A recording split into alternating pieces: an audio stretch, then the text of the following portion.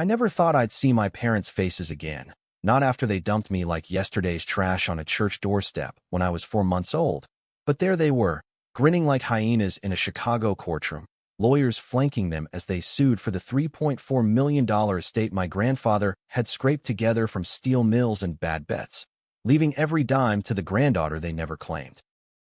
The judge's gavel cracked like a gunshot when their attorney spun the tale of youthful desperation and forced separation. But I knew better. Their eyes weren't sorry. They were starving, and I was the feast they'd circled for decades. In that split second, as the bailiff called my name, I decided they wouldn't just lose the money. I'd bury them in the secrets they'd buried me under, starting with the lie that I was ever their daughter at all. My name is Lydia Voss, and if you'd told me a year ago that I'd be staring down the barrel of a family reunion from hell, I'd have laughed it off with a stiff bourbon at my favorite dive bar on the South Side. Chicago's got that way about it. Windy, gritty, full of folks nursing grudges like old wounds that never quite scab over. I grew up in the shadow of the mills my grandfather slaved in, the ones that turned his hands to leather and his dreams to dust. He was a Polish immigrant who came over in the 50s, chasing the American promise of a house with a picket fence and a pension that didn't evaporate like morning fog off Lake Michigan. Instead, he got my parents, Elena and Frank Voss, two kids from the wrong side of the tracks who got hitched at 18, popped me out too soon, and bolted before my first tooth. Grandpa found me bundled in a blanket on the steps of St. Adalbert's, a note pinned to my onesie that read, "We can't. Forgive us."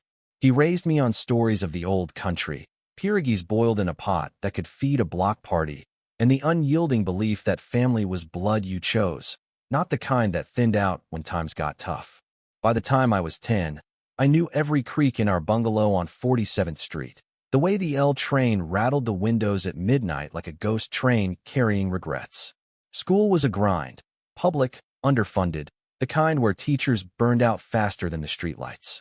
But Grandpa made sure I had books, a library card that got dog-eared from Steinbeck and Hemingway, and a fire in my gut that said, "Don't let this city chew you up."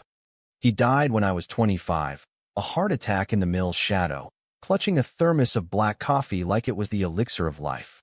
The funeral was a Catholic affair, all incense and whispers, but the real wake was in his will. $3.4 million. Not from some lottery windfall, but from smart plays. Investing in the 80s tech boom when everyone else was betting on rust, flipping properties in Pilsen before the hipsters sniffed out the bargains. He left it all to me, his little fighter, with a codicil that burned, to the blood of my blood, who carried my name when others fled. I used it wisely at first, paid off the bungalow, started a small consulting gig helping nonprofits navigate grants. Nothing flashy, just steady. Lydia Voss, the quiet success story from the block where dreams went to die. That's how I liked it. Until the certified letter arrived, postmarked from a suburb in Naperville, all manicured lawns and minivans. Dear Ms. Voss, it began, in legalese so stiff it could starch a shirt. Your biological parents, Elena and Frank Kowalski Voss, seek to contest the probate of the estate of Joseph Voss on grounds of undue influence and lack of testamentary capacity. Undue influence? Grandpa was sharp as a tack till the end. Testamentary capacity? He could have out-argued any lawyer. But there they were, my ghosts in flesh, claiming I'd manipulated the old man into cutting them out, as if they had any right to a dime after 27 years of radio silence. The first hearing was a circus. Cook County Courthouse, that behemoth of marble and misery on Washington Street, buzzing with the usual suspects, divorce vultures, petty thieves, and now me. I sat in the gallery, heart hammering like a jackhammer on asphalt, watching Elena, my mother, stride in like she owned the joint. She was 52, but looked 40 in her tailored blazer and pearls that screamed, new money. Hair dyed the color of autumn leaves, eyes like chips of flint. Frank trailed behind, paunchy and hangdog, fiddling with his tie, the kind of guy who'd apologize to a doorknob. Their lawyer, a slick operator named Harlan Tate from a loop firm that reeked of billable hours, laid it on thick. Your Honor, the petitioners were young, overwhelmed by poverty and postpartum despair. They placed the child in protective care, believing it best. Now, with the clarity of time, they seek reconciliation and their rightful share. Rightful share. The words slithered like oil. I gripped the bench until my knuckles bleached, flashbacks hitting me like punches. Grandpa's stories of how he'd tracked them down once, just to ask why. Elena's response. A slammed door and a curse in Polish that translated to go to hell, old man. Frank? Nowhere to be found, probably nursing a Pabst at some corner tap. When it was my turn, I stood on legs that felt like wet noodles, my voice steady from years of pitching proposals to skeptical boards. Your Honor, these people abandoned me. Not placed in care, dumped. No records, no follow-up. My grandfather gave me everything because he was family.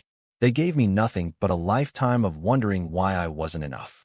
The judge, a no-nonsense black woman named Rivera with silver streaks in her bun, peered over her glasses. Ms. Voss, emotion aside, the law sees biological ties as presumptive. We'll need evidence of intent. Evidence. That's when the knot in my stomach twisted tighter. I had none, beyond Grandpa's yellowed letters and a baptismal certificate that listed them as parents. But as I left the courtroom, Elena cornered me in the hall, her perfume cloying as cheap regret. Lydia, she purred, like we'd shared Sunday dinners. We just want what's fair. You can't blame us forever. Fair. I spat, the word tasting like bile. You left me to freeze on those steps in February. Fair would have been a call, a card, anything but this. Frank shuffled forward, eyes downcast. We were kids, LYD. Scared. Your mom. She had dreams, you know? Nursing school, a better life. Dreams that didn't include me. I turned on my heel, but her voice followed, a venomous whisper. That money's tainted, girl. Your grandpa? He didn't earn it clean. Tainted. The word lodged in my brain like a splinter. That night, in the bungalow's attic that smelled of mothballs and memory, I dug through Grandpa's lockbox. Old photos, deeds, and there, tucked in an envelope marked Never Tell, a sheaf of documents. Bank transfers, dated 1998, from Frank's signature to some shell company in Gary, Indiana. Grandpa's money, funneled to bail them out of a bad loan after they'd skipped town with a bookie's cash. They'd stolen from him to fund their getaway, then pinned the blame on me when I was too young to remember. Betrayal doesn't hit like a thunderclap. It's a slow poison, seeping into your veins until you wake up choking. By dawn, I'd hired my own shark, Miranda Hale, a bulldog from the South Loop who specialized in estate wars and smelled blood a mile off. We'll bury them, she growled over coffee at Aunt Sather's, cinnamon rolls untouched. But it'll cost you. Charge it to the estate, I said, the first lie tasting sweet. It wouldn't touch the principal, but let them think I was desperate. As we plotted, Elena's words echoed. Tainted. What else had they hidden? What crime had Grandpa shouldered to keep me clean? Weeks blurred into depositions, the kind where truth gets sandblasted into dust. Frank crumbled first, sweating through his polo as Miranda grilled him. Mr. Voss, explained the $50,000 wire to Apex Holdings in '98. Wasn't that your father-in-law's retirement fund? He blubbered. It was a loan. We paid it back. With interest. Miranda's smile was a blade. Or with a story about a baby's abandonment to cover your tracks? Elena held firmer, her testimony a masterclass in deflection. Joseph was always dramatic, blaming us for his failures. Lydia was. An accident we couldn't afford. Accident. The word ignited something feral. Late nights, I'd pace the bungalow's creaky floors, the L train's rumble a soundtrack to my rage. I started digging deeper, hiring a PI named Rocco, ex-cop with a nose for dirt and a fee that made my checking account weep. His first report landed like a gut punch. Elena hadn't just left. She'd been running from a nursing school scandal, falsified records to cover a patient's overdose. Grandpa had paid it off, quietly, taking the hit to his credit to keep her license intact. He'd shouldered her crime, all to protect the family name, even for the daughter who spat in his face. Why? I whispered to the empty room, clutching the report. Because that's what family did, he would have said. Chose blood, even the rotten kind. But me? I'd been the scapegoat, the innocent they'd framed as the burden to justify their flight. The second hearing loomed, and with it, my first move. I'd leaked the nursing scandal to a blogger I knew from the nonprofit circuit. Anonymous, of course. Let the internet do the dirty work, whipping up public outrage before the gavel fell. Controversial? Hell yes. Legal? Miranda called it gray area advocacy. As I hit send on the tip, doubt flickered. Was I becoming them? Twisting truth for my gain. But the fire in my chest roared louder. They started this war. I'd end it. Rocco's next drop came at a greasy spoon off Halstead, the kind where the coffee's black as tar and the booths hide confessions. He slid a manila folder across the formica, his gravel voice low. Your old man's got skeletons, Lydia. But your ma? She's the architect. Inside, grainy photos from the 90s, Elena in scrubs at a Gary ER, whispering to a shady doc named Victor Hale. No relation to Miranda, thank God. Victor's rap sheet read like a bad noir script. Opioids siphoned from the pharmacy, flipped on the street for quick cash. Elena wasn't just complicit. She'd been the lookout, pocketing 10% to fund her dreams. When the feds sniffed close in 97, she pinned it on a nurse who'd OD'd on her own supply. Tragic accident, case closed. But Grandpa knew. He'd bought the silence, wiring funds to Victor's relocation in exchange for Elena's clean record. And Frank. He'd forged the trail away from them, dumping me as the distraction, the desperate young couple overwhelmed by fatherhood, forced to choose. Jesus, I muttered, the diner's jukebox crooning Springsteen like a mocking dirge. They used me as cover. Rocco nodded, toothpick dancing. Your Gramps covered it all. Kept it from you to protect the kid. But now, with the lawsuit, they're flipping the script, claiming he alienated you to punish them. Punish.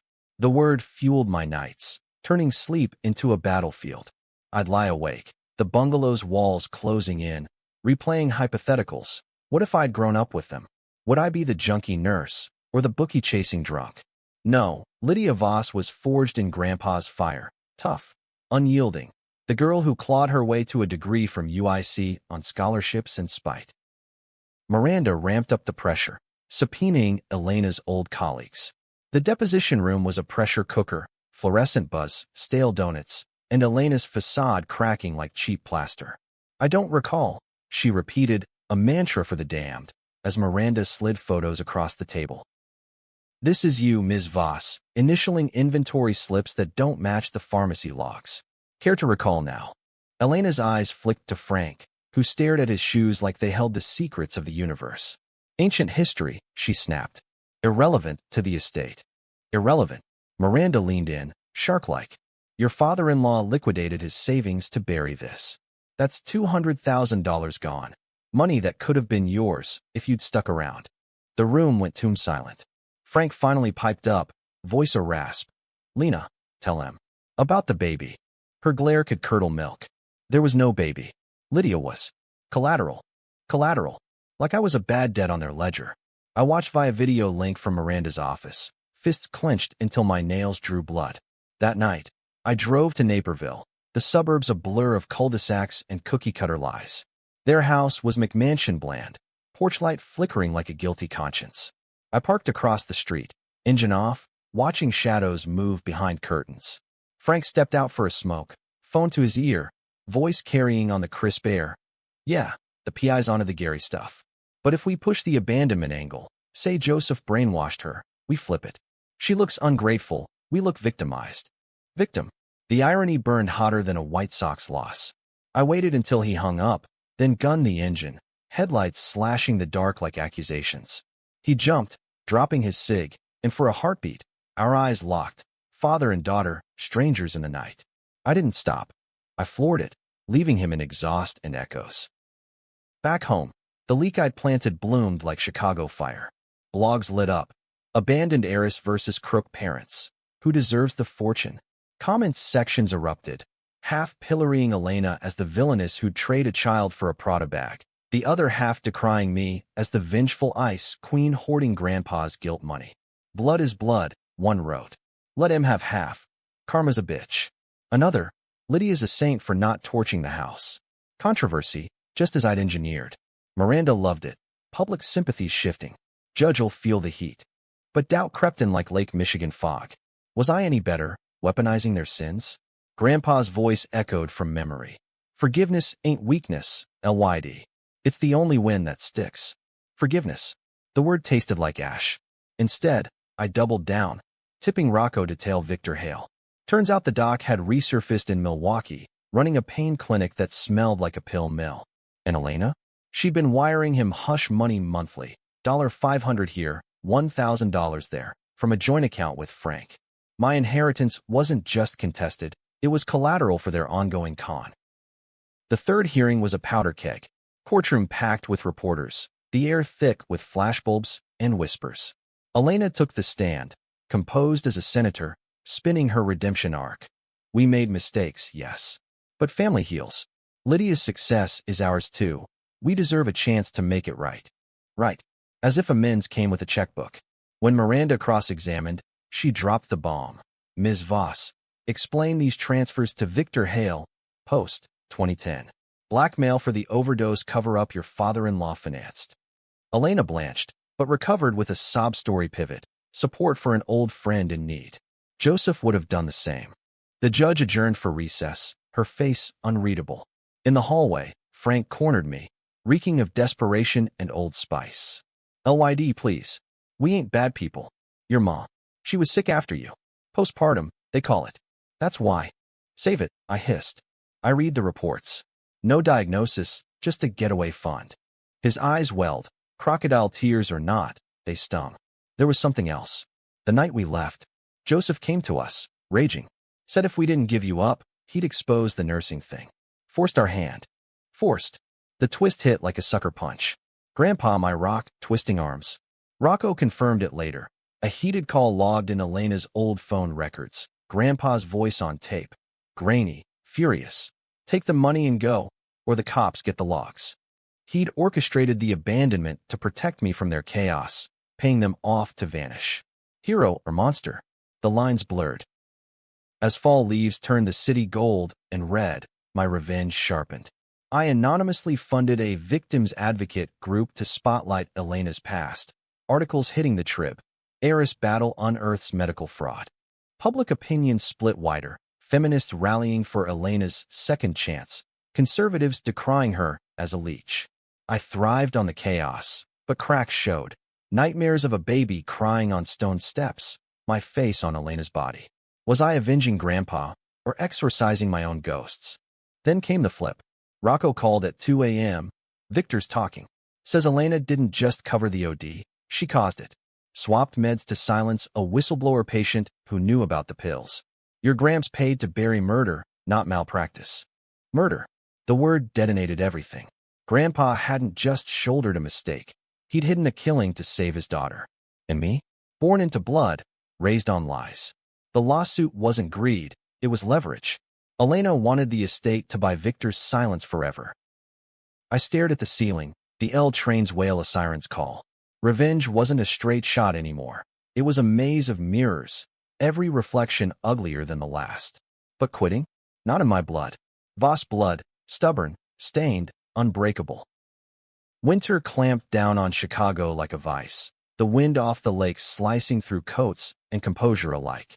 The bungalow felt smaller, walls whispering accusations as I pored over the new files. Victor's affidavit, sworn under duress, no doubt, painted Elena not as a flawed mom, but a calculated killer. The patient, a 60-year-old steelworker named Harlan, irony's a cruel bastard, had stumbled on the pill racket, threatened to go to the board. Elena, cornered in the supply room, swapped his pain meds for fentanyl. Overdose ruled accidental, body cremated before questions stuck. Grandpa's payoff, $150,000 to the clinic for settlement, another $50,000 to Victor for the falsified tox screen. All to keep Elena out of prison, the family intact on paper. Why you, Gramps? I murmured to his faded photo on the mantel, his eyes twinkling like he knew the punchline. Because love's blind, or maybe because losing her would have gutted him worse than the Mills ever did. Me? I'd been the clean slate, the legacy untainted, until now. Miranda was ecstatic, sharpening her closing arguments like a stiletto. This torpedoes their claim. Moral turpitude voids inheritance rights in Illinois if proven. But she eyed me warily over takeout lo mein in her office, holiday lights twinkling mockingly outside. You sure about going nuclear, Lydia? Exposing this makes you the villain in some eyes. Vengeful daughter destroys mother's life. Let him talk. My voice was steel, but inside, the split gnawed. Elena's crime was unforgivable, yet dragging it into court felt like vivisecting a corpse. Necessary, but profane. Frank called next day, voice cracking over a blocked line. Don't do this, kid. Your ma's sick, real sick this time. Cancer. The money's for treatment. Cancer. The word hung, a guillotine blade. I traced it to a Naperville oncologist. Real, stage 3, chemo bills stacking like cordwood. Employer truth. Rocco tailed her to treatments. Photos of Elena balled under a scarf. Frank pushing the wheelchair through slushy parking lots. My resolve wavered. A crack in the dam. Call it Stockholm, or the orphan's ache for roots, but I agreed to meet. Neutral ground. A Starbucks on Michigan Avenue, the magnificent mile glittering like fool's gold. She looked frail, chemo-pale, but her eyes? Still flint. Truce, she said, stirring her latte with trembling hands. We dropped the suit. You help with bills. Family. Family. I echoed, the word a curse. You murdered a man, Mom. For pills. And Grandpa died covering it. Her laugh was bitter, like burnt coffee. Harlan? He was collateral, like you said. Greedy old fool, skimming too. Victor pulled the swap. I just looked away, as if sins came in degrees. Then the flip. Your Gramps wasn't saintly. That 98 wire? Not just a loan. He fronted it for Frank's bookie debt, illegal fights in the mills. Blood money, all of it. Grandpa rigging bouts? The man who taught me fair play over chess by the fire? Lies layered on lies. But her eyes held steady, no bluff. I left with more questions, the truce unsigned, my heart a war zone. The fourth hearing dawned gray, snow flurrying like confetti from hell. Courtroom electric, spectators crammed shoulder to shoulder, reporters live tweeting every flinch. Harlan Tate opened for the parents, pivoting hard. New evidence shows the decedent coerced the abandonment and profited from illicit activities. The estate is fruit of the poisonous tree, tainted, subject to equitable division. Miranda countered with Victor's depot, projected on screens, Elena's initials on the fatal swap log. Gasps rippled. Elena wept theatrically, Frank patting her back like a stage cue. But the real bomb was mine. I'd slipped Miranda the 98 fight docs, anonymous source. Petitioners' claim fails, she thundered, as they seek shares in crimes they enabled. Judge Rivera adjourned to chambers, the air thick as fog. Outside, protesters clashed. Justice for Harlan versus forgive and forget. I slipped out a side door, only to find Elena waiting, flanked by Tate. You win this, she hissed. I'll bury you in countersuits. Victor's got tapes. Your Gramps confessing the fixes. You'll lose everything. Threat or truth? The schemer in her shone through, flipping victim to viper in a breath. I shoved past, but her words clung. We're the same, Lydia. Survivors. Survivors. The word haunted the drive home, wipers slapping snow like accusations. That night, alone with a bottle of Malort, Chicago's bitter curse, I cracked. Dialed Rocco. Dig on the fights. Everything. Dawn brought revelations. Grandpa hadn't just fronted. He'd run the underground circuit, skimming to build the nest egg. The $3.4 million? Built on broken jaws and bent rules. Elena hadn't lied. We were all complicit, a chain of sins stretching back generations. Climax brewed as Miranda prepped the kill shot. Expose it all, void the estate. Donate proceeds to Harlan's family trust. Controversial as hell. Ripping away my security to atone for ghosts. Public would split. Hero purging corruption, or fool torching her future. Frank texted, first contact. Meet me. Alone. Truth about the baby. The meet was a derelict lot off the Dan Ryan. Midnight shadows long as regrets. He huddled by a chain-link fence, breath fogging in the cold. Wasn't postpartum, he blurted. Elena. She tried to hurt you. Shook you. Hard, that night. Cops were coming, child services. Joseph paid us to leave. Said he'd raise you right. Keep it quiet. No charges if we vanished. Shook me. The secret grandpa buried deepest. Not murder, but near manslaughter on his own granddaughter. Elena's despair was rage, a monster's first strike. Frank wept. Real this time. I was weak. Stayed for the cash. But you're better. Better. Or broken. As sirens wailed distant, I saw the flip. Mercy or massacre. Call off the expose. Let Elena bleed out her cancer in peace. Or unleash the flood, drowning us all. I chose the edge. Tell her the suit dies tomorrow. Or the tapes go public. Not forgiveness, leverage. He nodded, vanishing into the night like smoke. Back home, sleep evaded, the bungalow a tomb of what-ifs. Revenge wasn't catharsis. It was a mirror, reflecting the beast in us all. Morning brought the twist, a courier package, no return address. Inside, a cassette tape, labeled Joseph's Confession. Elena's move, insurance, or olive branch. The tape's hiss filled the bungalow like a specter, Grandpa's voice crackling through the old reel-to-reel. I dusted off from the attic. Frank, Elena, listen. The fights. They were survival. But the baby? God forgive me. I paid you off 'cause I saw the devil in her eyes that night. Shaking little Lydia like a rag doll. You both did. Weak, drunk on fear. But I'll take the sin. Raise her clean. Just go. Click. Silence heavier than lead. No murder plot. No grand conspiracy. Just desperate souls bartering a child's future. Grandpa the fixer, not the saint. Elena the near killer, not the mastermind. Frank the enabler, not the victim. And me? The pawn who'd become queen, checkmating ghosts. Court day broke crisp, the city thawing under a weak January sun. The gallery swelled. Activists, true crime podcasters, even a distant cousin I'd never met, sniffing for scraps. Judge Rivera called order, her gaze sweeping like a lighthouse beam. Tate rose first, voice oily. Your Honor, new developments warrant dismissal. The parties seek mediation, equitable split, acknowledging mutual faults. Mediation. Elena's gambit, post-tape. I glanced her way. She met my eyes, not with flint, but fatigue, cancer's hollow stare. Frank beside her, nodding faintly. Miranda whispered, Your call, Lydia. Push, and we win it all, but the dirt flies both ways. The room held its breath, a collective pulse. Push, and I'd expose the rot. Elena's rage-fueled near-infant side, Grandpa's underground empire, Frank's complicity. The $3.4 million? Seized, dissected, maybe funneled to victims' funds. I'd walk away penniless but pure, the avenger who'd scorched the earth. Or settle, half to them for treatment, half mine, a tainted truce that let lies fester. Controversy incarnate. No clean heroes, just survivors clawing from the muck. I stood, voice steady as lake ice. Your Honor, I move to dismiss with prejudice. No split. The estate stands as willed, to me.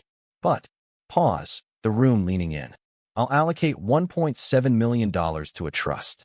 Harlan's family, Victor's restitution, and medical care for the petitioners. No strings, no thanks. Just done. Murmurs erupted, shock, applause, jeers. Cop out, one shouted. Saint or sucker, another blogged live. Elena's face crumpled, relief warring with resentment. Frank mouthed, thank you. Eyes wet. Judge Rivera banged her gavel. Motion granted. Case closed. Outside, chaos reigned. Mics thrust like spears, questions barraging. Ms. Voss, is this revenge or redemption? I pushed through, the wind whipping my coat like freedom's lash. Redemption? Hell no. It was reckoning. A draw in a war no one wins. Months later, spring greened the city. The bungalow sold for a tidy sum that rebuilt my life, sans the Voss curse. Elena's treatments held. Frank sent postcards, halting apologies, glimpses of a granddaughter I'd never claim. The trust dispersed. Harlan's widow bought a condo in Evanston. Victor's clinic shuttered under scrutiny. Me? I poured the rest into a foundation. Voss Legacy, aiding at-risk kids in the mill's shadow. Books, mentors, a shot at clean slates. But the twist lingered, a barb in the happy haze. One night, sorting Grandpa's last box, I found a letter, undated, addressed to me. LYD, if you're reading this, the money's yours. But remember, wealth ain't in dollars, it's in choices. I chose wrong sometimes. Fights, payoffs, to keep you safe. Don't repeat my sins. Forgive, or at least forget. Love, Gramps. Forgive. The word mocked from the page. I burned it in the sink, watching flames dance like fight night shadows. Had I? The cancer took Elena that summer, quiet, in a hospice bed Frank tended till the end. He called, voice hollow. She said to tell you. You were the best mistake we made. Mistake.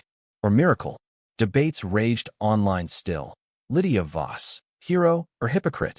Pods dissected my mercy payout as weakness, others as wisdom. No consensus, just the American way. Endless argument, fractured truths. As for me, I walk Chicago's streets lighter. The L trains rumble a lullaby now. Revenge? It hollowed me out, left scars that itch in the rain. But in the hollow, I found space for new stories, chosen family, a life unburdened by blood. Grandpa was right. Choices define us. Mine? To break the chain, not wield it. Yet sometimes, in quiet moments, I wonder, if they'd stayed, would I be them? The schemer, the shaker, the survivor stained? No answers, just the wind, carrying echoes of what might have been. And that's the real revenge, living beyond the grave they dug.